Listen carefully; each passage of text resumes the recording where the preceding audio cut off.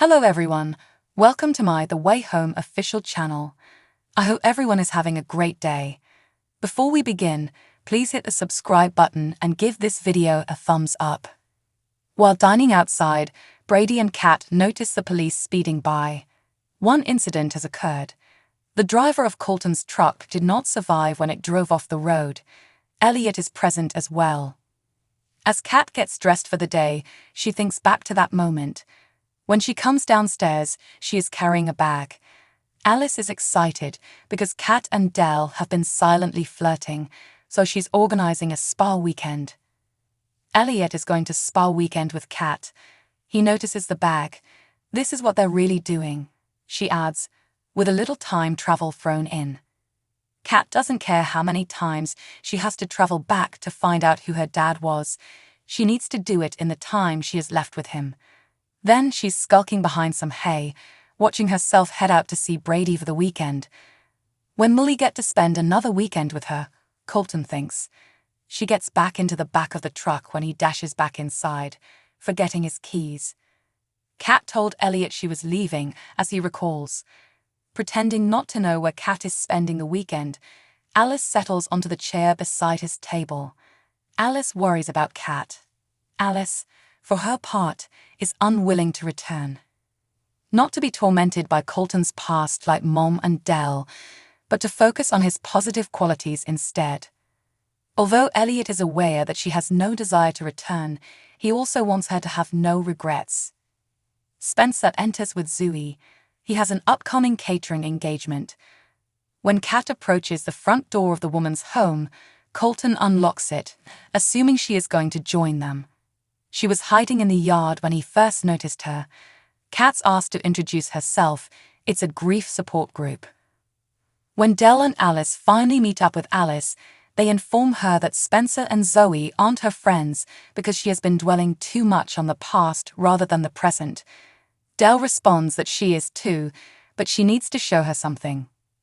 Colton talks about how everyone gave up looking for Jacob during the grief support group. He claims that although Del is his rock and incredibly strong, he no longer knows how to be a husband or a father. Both he and his son have vanished. Alice is taken to the pond by Del. It's odd that they may forget about the past by drawing inspiration from a winter-frozen pond. Kat accepts Colton's invitation to ride with him back to Port Haven. She takes in the feeling of being next to her father once more. Although he understands that she is attempting to hide it from her family, he still wants to drop her off at the door. If she needs a ride again, he offers to provide it to her next week. He let Kat go straight past a recently reinforced phone pole. Elliot is concerned that Kat is hanging out with Colton. She is now interested in trying to determine what caused the disaster. Elliot informs Kat of Alice's advice to forget the past, but she shows up at her home drenched. She was greatly alarmed to learn that the pond freezes over throughout the winter.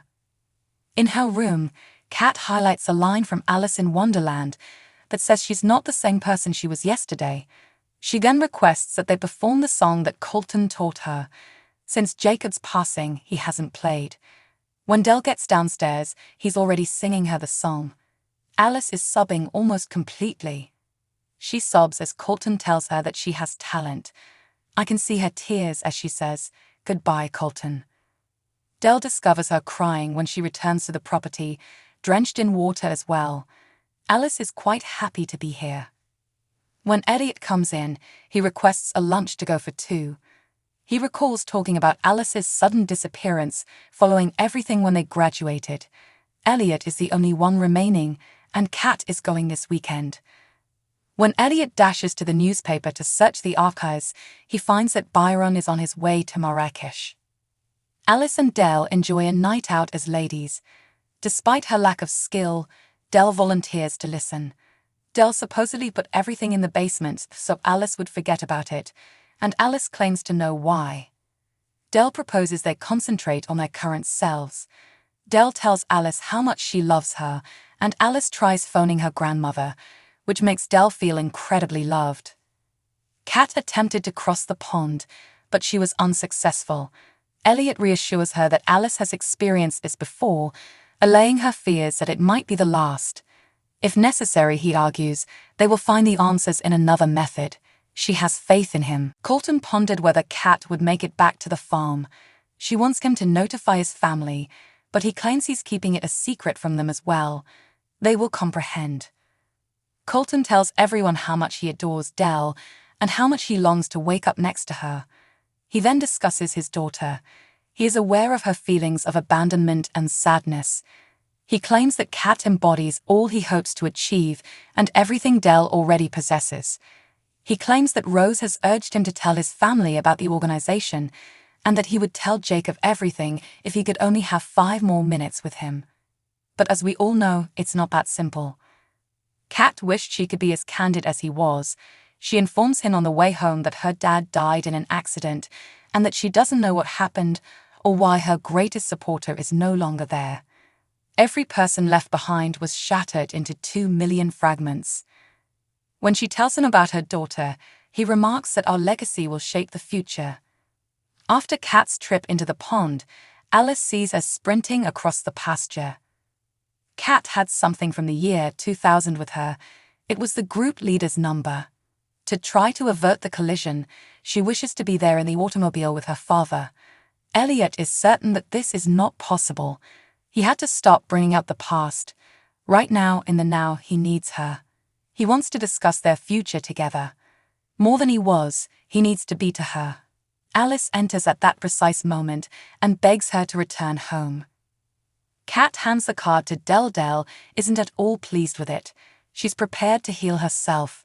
She was no better than Danny Sawyer, the unfortunate man stuck in time, but she still thinks about him. Her reunion with Alice and Kat has made her face the past. All Kat wants is for her to embrace the accurate account of the past. Dell imagines Dell invites her to a dance. She talks to him as though they are in the same room. He called her home and apologized to her. She would always be his home, and she always was. They'll sit down tomorrow, and he'll fill her in on everything. However, tomorrow did not exist. Alice wants Kat to share her bed with her again. Alice claims that's not all. Her mother is missing her now. Alice longs for a return to that initial moment and a fresh start. They enjoy a wonderful evening together, but Kat returns to time the following morning. This is the evening of Colton's passing. She bolts toward the road. The mishap hasn't yet occurred. She's standing next to that hideous phone pole. Elliot is poring over old documents. He notices witnesses reported seeing 2 women dash through the forest. Colton was slain by them. As she removes Colton from the truck, she says, "Daddy, I love you. It will all work out." Then he dies, calling her his Catherine. Episode 9, The Day the Music Died. A riveting and intense story that finds the characters facing their darkest fears, addressing painful truths, and figuring out the complexity of love and grief, is a must-watch as The Way Home speeds toward its season conclusion. In the start of the episode, Brady and Kat are having dinner together when they see police cars speeding past. The tiny village of Port Haven is rocked by the news of an accident involving Colton's truck, which sets the stage for a string of moving and life-changing incidents. As Kat gets dressed for the day, she can't help but go back to the accident and how she almost changed her father's terrible end. In an effort to maximize her time with him, Kat sets off on a self-discovery journey while struggling with the consequences of her choices and the certainty of fate. Alice, Kat's daughter, finds comfort in the here and now, cherishing the fleeting moments of happiness in the midst of the turmoil of her family's turbulent past.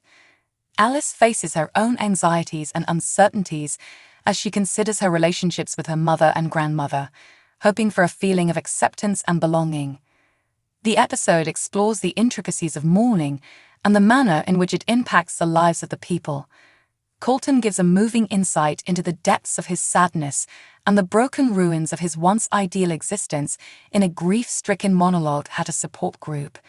It exposes his misery and despair. Thanks for watching.